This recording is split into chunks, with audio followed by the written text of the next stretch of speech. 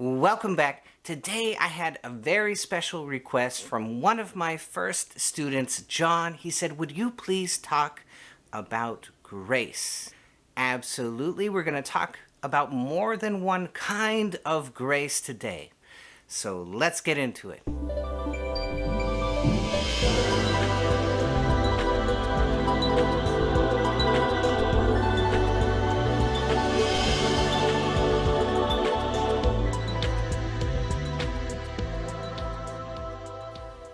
Now, a lot of yogic systems, a lot of meditative systems, very appropriately will talk about surrender. They will talk about letting go.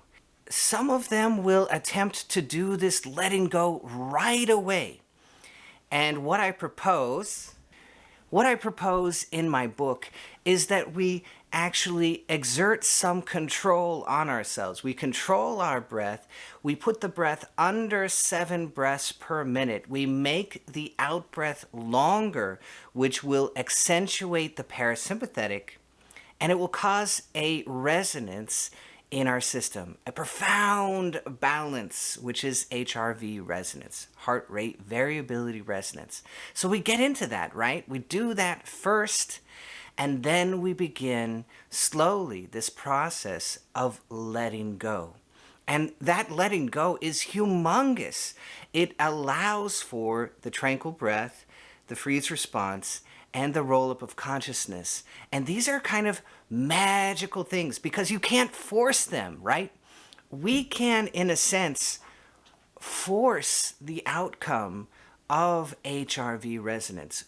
We can set up the conditions that will create that, right? And so we're using our left brain to create HRV resonance. That's why it's such a beautiful program, because right away you don't have to abandon your left brain.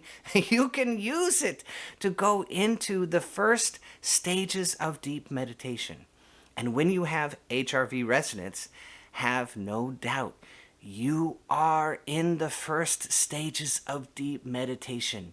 You have attained something. It's real. And you can come back to it again and again and again. And usually that takes about 20 to 40 years. But you're going to do it in maybe your first or your second meditation with this system, right? So very magical. But then we're also learning this beautiful, wonderful process of letting go.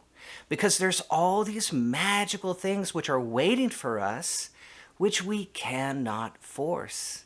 And so all these spiritual systems have this language of letting go, of surrender. You can't do this. It has to come from somewhere else. Therefore, it is grace. So all the letting go, all of the surrender is to allow these other states to come. The tranquil breath, the freeze response, the roll-up of consciousness, the blessing from the higher self. We have to allow that. Now there's a magic recipe. We can induce it. Oh my God, when I figured this out, it was so huge to me. I mean, did you ever hear that?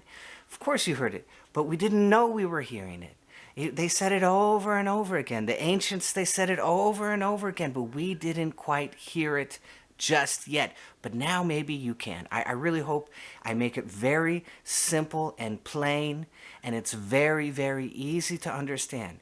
I'm going to let go, and I'm also going to induce these other states. I'm going to induce the left amygdala. I'm going to induce expansion.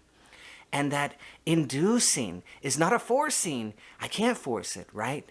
But I am allowing for more grace to flow into me through the inducing.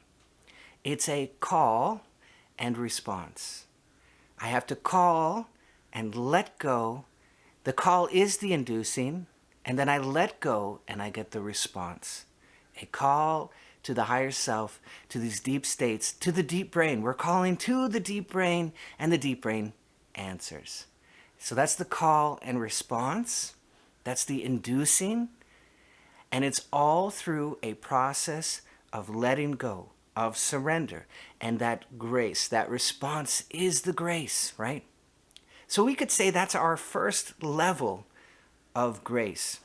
Now, the person who is asking this question of me, would I talk about grace, is profoundly deep. He's a profoundly deep yogi.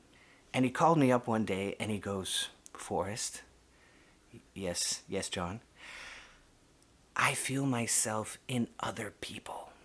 I'm like, yes, John, that's very good. Your consciousness, you're feeling your consciousness in other souls. That the consciousness, the depth that you are finding in meditation, it also exists under all the layers of personality, and you are sensing that. And then he goes, wait, because I feel myself in the table. Well, that's right, because consciousness is everywhere, right? Schrödinger would agree with this. Consciousness is everywhere. And by plumbing your own depths, he was beginning to feel that everywhere. So John is incredibly deep, and he is going through this process. He's tapping so profoundly into the deep brain, into the right brain, that all of the riddles of life are dissolving. And he is stepping back and he's seeing a big picture, and then he's seeing a grander picture, and then he's seeing a grander picture. And when you're in that state, there is a feeling of profound grace that will flow through you. Because you begin to realize that all of your actions, all of your vibratory state, all of your consciousness is upheld not by you, but by something much grander which is behind you. And you are sensing that continuum. And so you look at your life and you go, well, yeah, there it is, but that means nothing. That's just the surface. I'm sensing, I am intuiting this grandness behind all of that. And so he's beginning to live in a state of continuous grace, a state of continuous blessing, a state of continuous, profound, unending love. He's sensing that continuous. I see it in him all the time. So how can you get a little taste of that? This came to me from a yogini, and she spontaneously started practicing this, and I thought, oh my God, that's brilliant. That's a window into this kind of perception. She said, I started to notice that when I go for a jog, I start the process, right? I may be initiating the process of let's go for a jog. And then at some point, my feet are taking over, and it's a subconscious process, right? You can notice this when you're driving, right? So the driving, I'm going to step in my car, but the process of what to do when I drive is taken over largely by the subconscious. That's how you can get half a mile down the road. Oh my God, I missed my exit. How did I miss my exit? Because your conscious mind wasn't there. The subconscious took over and you just kept driving automatically. So can you notice this automatic subconscious takeover that happens in your life all the time? I'm cutting an apple. The action of cutting the apple, I have cut so many apples. The subconscious takes over. It does the action properly for me. I initiate, and then the subconscious takes over. I'm walking down the road. I've walked all my life. I initiate walking, but then the subconscious takes over and it does all of the walking for me. I might direct myself a different direction, but the subconscious is doing the process of walking. Because I can't regulate all of that consciously. It's way too much. All of that has to be regulated by the subconscious. I'm reading a book. I initiate reading a book, but as I'm reading all of the words, it becomes a gestalt. It becomes a hugeness of all the things which I have learned about words and labels and grammar, all this information which I do not unravel consciously. It's all held subconsciously.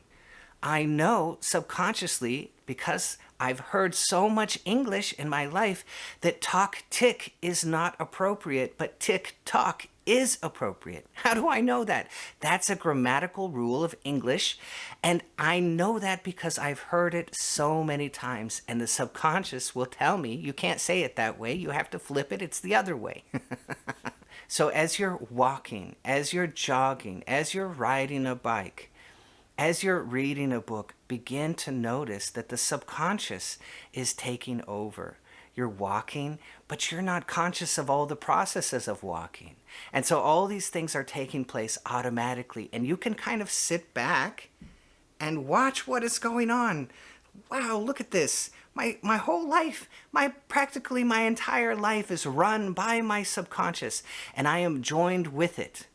And that's why I want to be at home with my subconscious. I want to be okay with myself. I want to forgive myself. I want to do right by others so I don't have to forgive myself too much.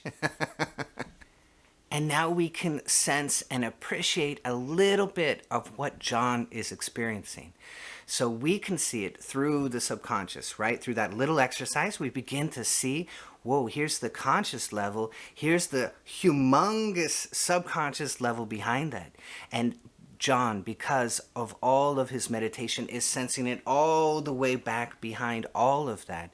His connection to the superconscious mind, how that begins everything through all of that process, supports and sustains your very breath, your very consciousness. You could not exist without the superconscious mind, right? All of that is being supported, and he is sensing all of that. So in our little practice, we're stepped back this far, and John is stepped back this far, watching the continuum. And so he's living in a perpetual grace. So he is witnessing that perspective, not just from the subconscious mind, but all the way back from the superconscious mind, witnessing that flow, which is grace through all of it. The grace that sustains us continuously. And when you touch on that profound level, even for a moment, it will give you so much gratitude and so much profound love. It is absolutely overwhelming, and you have nowhere to store all of that except in a huge expanded state. That's where all of these processes are taking all of us. That is the very deep, deep, deep state which is beckoning to all of us, available to all of us through this process. So I hope you love this. If you did, be sure to hit that bell down below so I can see it all.